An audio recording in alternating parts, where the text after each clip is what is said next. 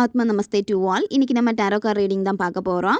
இந்த ரீடிங் எதை பற்றினது அப்படின்னா, உங்களுடைய ஆழ் மனதில் இருக்கக்கூடிய பயம் என்ன பயம் இருக்குது, என்ன நடந்துக்கிட்டு இருக்குன்னு எனக்கு தெரிய மாட்டேங்குது, ரொம்ப குழப்பமாக இருக்குது அப்படின்னா, அந்த குழப்பத்துக்கான பதில் எல்லாமே இந்த ரீடிங்கில் உங்களுக்கு கிடைக்கும்.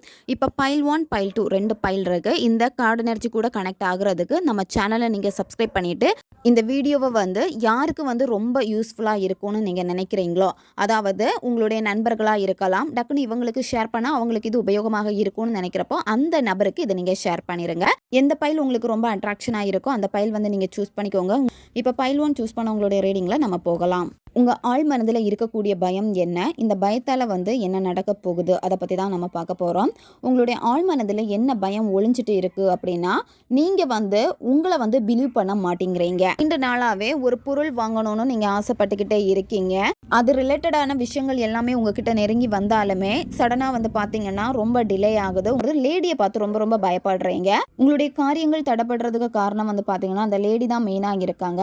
அது மட்டும் இல்லாமல் அவங்க பார்த்தீங்கன்னா நீங்கள் நல்லா இருக்கக்கூடாது, உங்கள் சைடில் நீங்கள் வளர்ந்துடக்கூடாது அப்படின்னு சொல்லிட்டு சில தேவையில்லாத பிளாக் மேஜிக் கூட பண்ணி வச்சிருக்காங்க.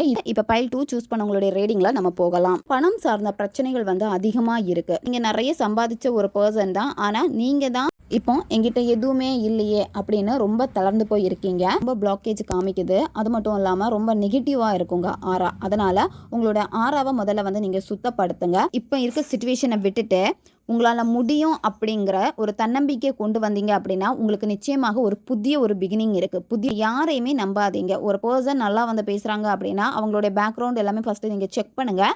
அவங்கள பற்றி விசாரிக்காமல் நீங்கள் யோசிக்காமல் அவங்கள பிலீவ் பண்ணுறனால தான் நீங்கள் ஏமாந்து போய் நிற்கிறீங்க. அதனால் ஒரு பர்சனாக இருக்கட்டும் இல்லை ஒரு முடிவுகள் எடுக்கிறீங்க அப்படின்னா நல்லா ஆராய்ச்சி நீங்கள் எடுங்க.